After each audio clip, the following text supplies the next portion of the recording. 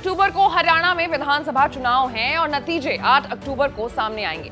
हरियाणा का चुनाव इस बार काफी दिलचस्प होने वाला है क्योंकि इस बार बीजेपी और कांग्रेस में कांटे की टक्कर होने वाली है। आज एक्सप्लेन बाय एबीपी लाइव में उन तमाम हॉट सीट्स पर चर्चा करेंगे जिस पे इस बार दिग्गजों की दांव लगी है। नमस्कार, मैं हूं आशीष सिंह आनंद।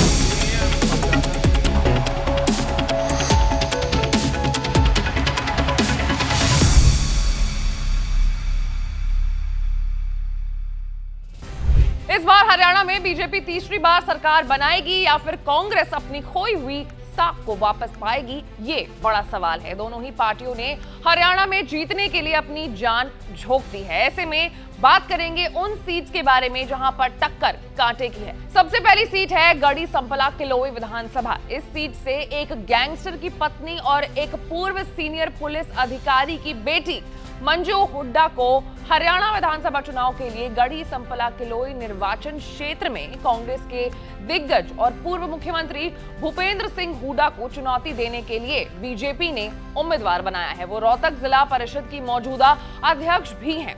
मंजू हुड्डा की उम्र 35 साल है और उनके प्रतिद्वंदी भूपेंद्र हुड्डा की उम्र 77 साल, जो मंजू की उम्र से लगभग दोगुनी है।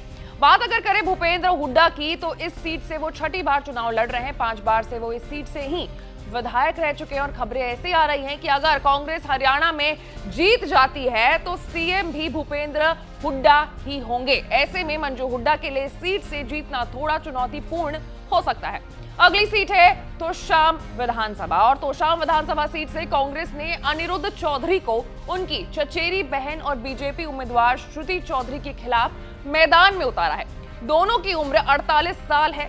हरियाणा की तोशाम विधानसभा सीट पर चुनावी मुकाबला पूर्व सीएम बंसीलाल के राजनीतिक परिवार की 2 शाखाओं के बीच सीधा मुकाबला बन गया है, जिससे वोटर्स के बीच वफादारी में स्वाभाविक रूप से विभाजन हो सकता है। अनिरुद्ध और श्रुति दोनों बंसीलाल के पोते हैं और अब तक बंसीलाल के राजनीतिक वंश ने श्रुति की मां किरण चौधरी को पिछले कुछ कार्यकालों में तोशाम सीट बरकरार रखने में मदद की थी। लेकिन अनिरुद्ध के मैदान में उतरने के बाद तोशाम में मुकाबला अब सिर्फ राजनीतिक विचारधारा के बारे में नहीं बल्कि पारिवारिक विरासत और संबंधों के बारे में भी है।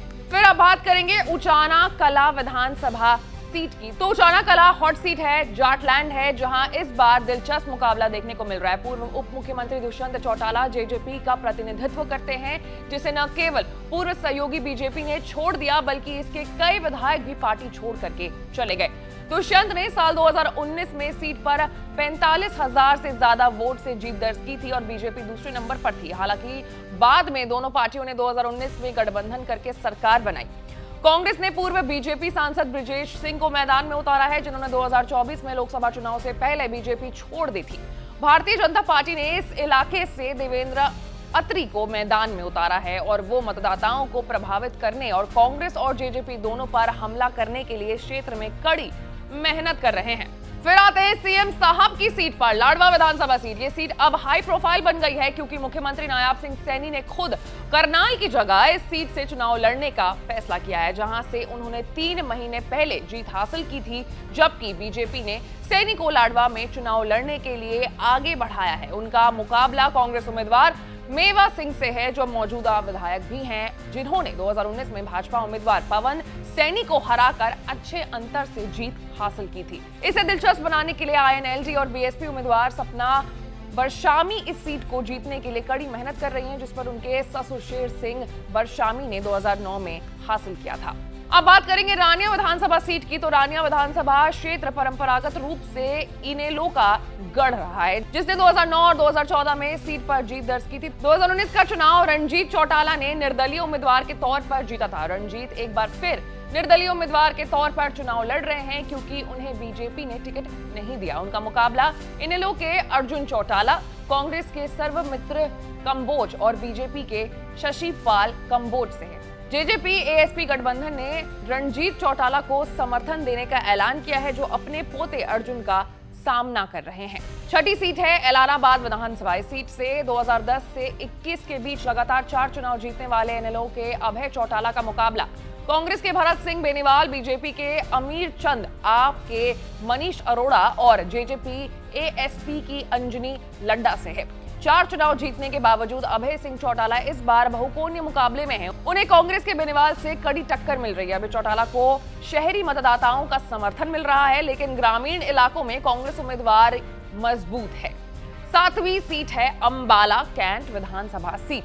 बीजेपी उम्मीदवार और पूर्व गृह एवं खेल मंत्री अनिल विज इस सीट से 6 बार चुनाव जीत चुके हैं। उन्होंने 2009 से 19 के बीच लगातार 3 बार जीत दर्ज की है। इस दिग्गज को अब राज्य के सबसे कठिन चुनाव में से एक का सामना करना पड़ रहा है, जिसमें उनकी सीट पर कड़ा मुकाबला है। अनिल विज कांग्रेस के परमिंदर सिंह परी और कांग्रेस की बागी चित्रा दरवारा के बीच त्रिकोणीय मुकाबला है। चित्रा एक निर्दलीय उम्मीदवार के रूप में चुनाव लड़ रही हैं। अनिल विज रिकॉर्ड 7वीं बार चुनाव लड़ रहे हैं और उन्हें उम्मीद है कि कांग्रेस के वोट चित्रा सरवारा और परमिंदर सिंह परी के बीच बढ़ जाएगी, जिससे उनकी जीत का रास्ता साफ हो जाएगा। चित्रा सरवारा ने साल 2019 में 44,406 वोट पाकर दूसरा स्थान हासिल किया था, जो कुल डाले गए वोटों का 36.48% था।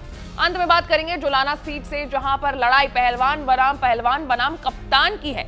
यहां से कांग्रेस ने विनेश फोगाट को टिकट दिया है, आम आदमी पार्टी ने कविता दलाल को टिकट दिया है और ये दोनों ही इंटरनेशनल पहलवान हैं। वहीं दूसरी तरफ बीजेपी ने इस बार कप्तान योगेश को टिकट दिया है। अब यहां आप पहली बार चुनाव लड़ रही है और कांग्रेस ने विनेश को इस बार मौका दिया है, तो इस सीट पर भी जो चुनाव है वो काफी ज्यादा दिलचस्प है कि जुलाना की जनता इस बार किस पर भरोसा करती है। हालांकि कल हरियाणा में वोटिंग है और 8 अक्टूबर को नतीजे सामने आ जाएंगे। हरियाणा विधानसभा चुनाव से जुड़े रहने के लिए, हर एक अपडेट से अपडेटेड रहने के लिए आपको एबीपी लाइव को लाइक, सब्सक्राइब और शेयर करना होगा। मैं थी आपके साथ आशीष सिंह आनंद।